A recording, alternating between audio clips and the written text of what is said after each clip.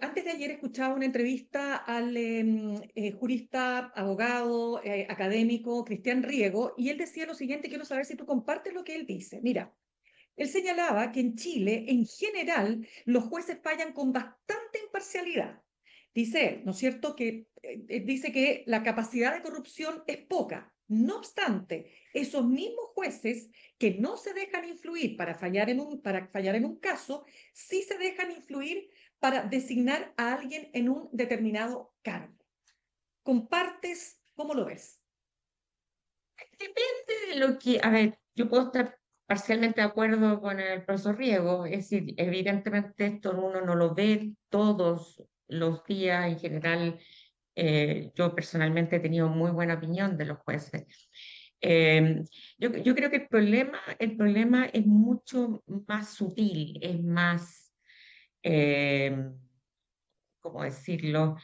Es más soterrado, es decir, hay vínculos que se van generando y que a veces son demasiado manifiestos, ¿no? Reuniones en casa, mismo, esto la magistrada Vivanco, ¿no es cierto?, invitando a su casa, al fiscal Palma y otros ministros, muchas comidas, etcétera. Es muy difícil obviamente exigir a los jueces que se abstengan de todo tipo de vínculos sociales, pero desde el punto de vista de la ciudadanía, esto de las relaciones entre abogados y jueces, entre fiscales, ¿no? y cierto, oficinas de abogados o ciertos abogados.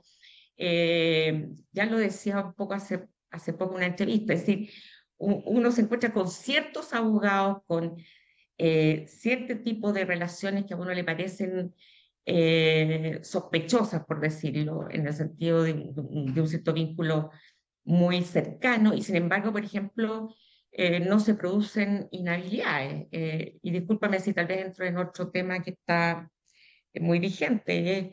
Eh, en el pleno de anteayer, eh, se planteó por uno de los ministros muy, muy contundentemente que esto tenía que pasar a la Comisión de Ética.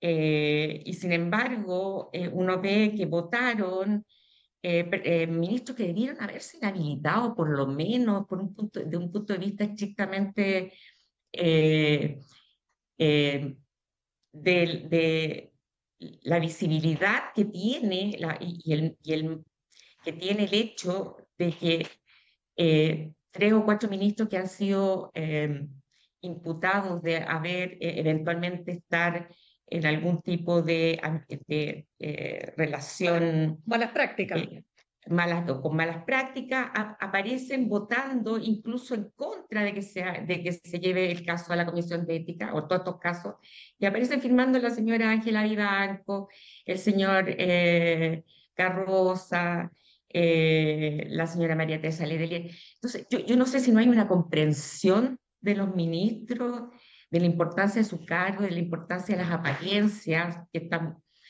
la Corte Interamericana de Derechos Humanos y el Tribunal Europeo de Derechos Humanos dicen que es muy importante para la imparcialidad. Sí, no solamente tienen que ser imparciales, sino que parecerlo.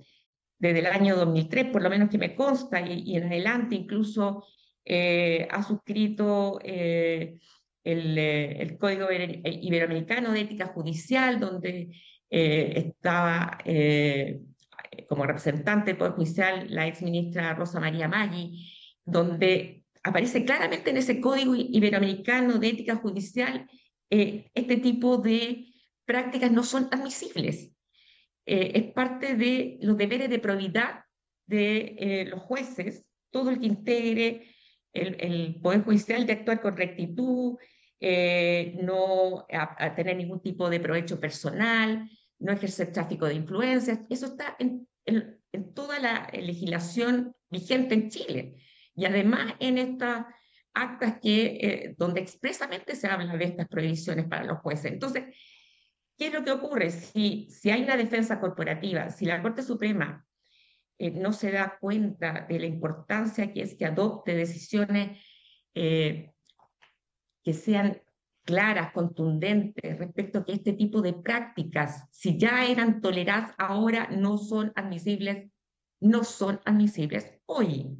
Y entonces, por eso habría sido una buena señal que se hubiera adoptado la decisión de pasar a la Comisión de Ética, ¿no es cierto?, estos casos. El problema está de que, bueno, uno dice, si ya lo hicieron algunos, no lo habrán hecho otros antes, será una defensa corporativa, eh, o es que también hay otros ministros que también han hecho lo mismo y no quieren ser apuntados por el dedo, no quieren que se sepa.